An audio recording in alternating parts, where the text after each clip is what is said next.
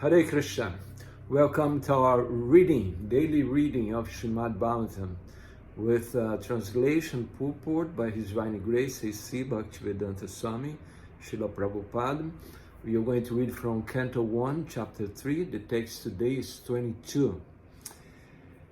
Nara-devatvam āpannaḥ sura-kārya-cikīrṣayā samudra-nigrahādīni cakre vīryāṇy param. In the 18th incarnation, the Lord appeared as King Rāma in order to perform some pleasing work for the demigods. He exhibited superhuman powers by controlling the Indian Ocean and then killing the atheist King Rāvaṇa, who was on the other side of the sea. So the description of killing Rāvaṇa, the demon Rāvaṇa, and how he crossed the Indian Ocean, sea. So this is described in the Rāmaṇa, the beautiful epic Rāmaṇa. In India, people, they are completely in love with Rāmaṇa. They hear all day. They recite, they hear, they have soap opera, they have movies, they have all kinds of Rāmaṇa. Just remember Lord Rāmacandra, the ideal king. So Rāmaṇa was written by Valmiki Muni, who before was a very degraded person. He was a killer. He used to kill people, murder people. Narada Muni took compassion for him, and Narada Muni approached him and asked him to chant the name of Rama, so he could get purified by chanting Rama. And he said, no, I just see death in my way. I just want to see dead people. So Narada Muni said, okay, you don't need to chant Rama, but since you like death, you should chant Mara, because the Mara means death. So chant Mara, Mara, Mara, Mara.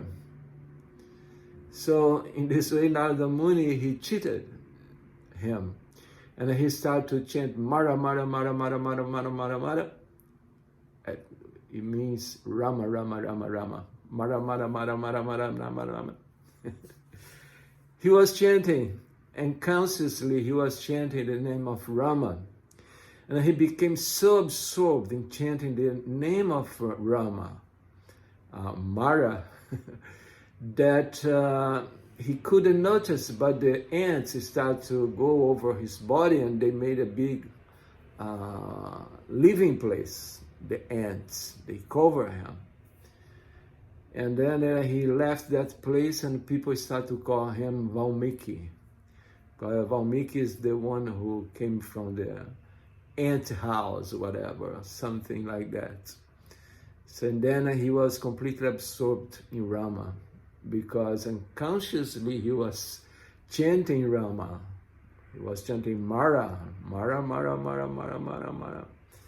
But he became completely Rama conscious, and he wrote the beautiful Rāmaṇa, Purport by Prabhupada. The personality of Godhead, Śrī Rāma, assumed the form of a human being and appeared on earth for the purpose of doing some pleasing work for the demigods or the administrative personalities to maintain the order of the universe. So the demigods always approach the Supreme Personality of Godhead for shelter and to help them to establish religious principles. And then Rāmacandra came as an ideal king. He, by his exemplary behavior, he showed the world how to be not just an ideal king, but an ideal human being. He showed in his behavior how to relate with everybody, with the world, everything. Sometimes great demons and atheists like Rāvaṇa and Hiraṇyakaśipu and many others become very famous due to advancing material civilization by the help of material science and other activities with a spirit of challenging the established order of the Lord. For example, The attempt to fly to other planets by material means is a challenge to the established order. The conditions of each and every planet are different, and different classes of human beings are accommodated there for particular purposes mentioned in the codes of the Lord. So everyone has a quote. Everybody has his own or her own belongings. We should not try to obtain things that do not belong to us. But demons, they try to obtain things that they don't belong to us, like this race for the different planets, Mars and Moon, which is actually unreal. It's an illusion. So, but these demons, they always try to do that. So, for example, the attempt to fly to other planets by material means is a challenge to the established order. The conditions of each and every planet are different, and different classes of human beings accommodate there for particular purposes mentioned in the codes of the Lord. But puffed up by the tiniest success in material advancement, sometimes the godless materialists challenge the existence of God. Rāvaṇa was one of them, and he wanted to deport ordinary men to the planet of Indra, heaven, by material means, without consideration of the necessary qualifications. He wanted a staircase to be built up directly reaching the heavenly planet, so that people might not be required to undergo the routine of pious work necessary to enter that planet. So you see now the modern leaders, they are trying to sell land, the Moon and the Mars planet. So they already try to make money off the Moon and the Mars and whatever.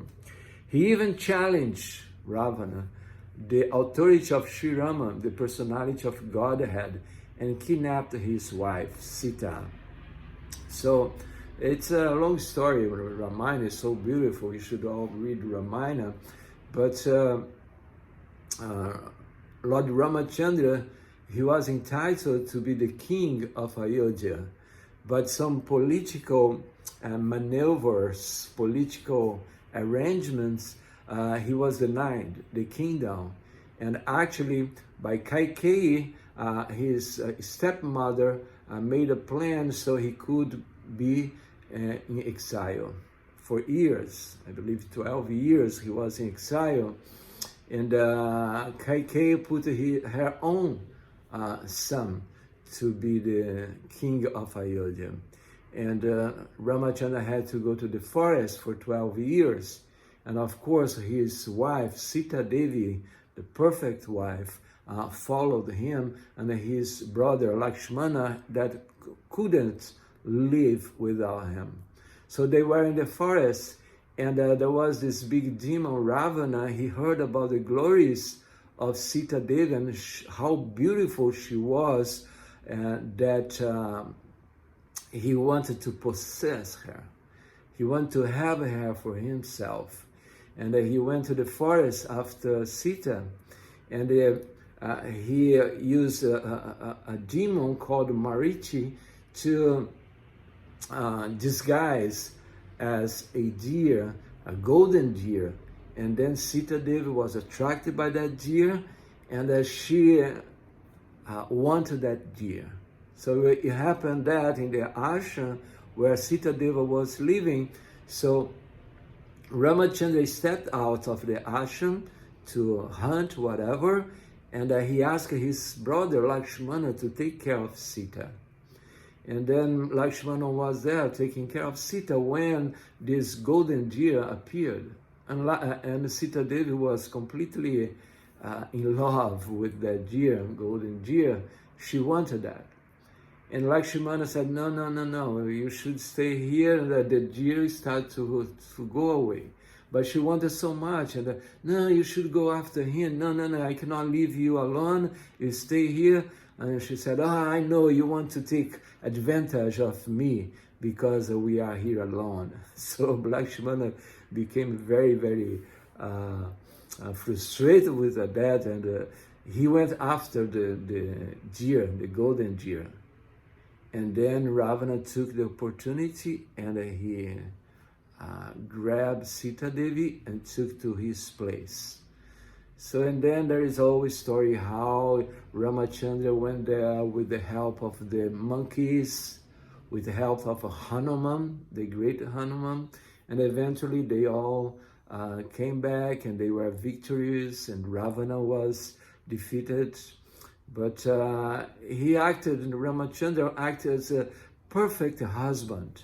Prabhupada explains in one purport that the wives, they want things from their husband, and their husband, they have to do.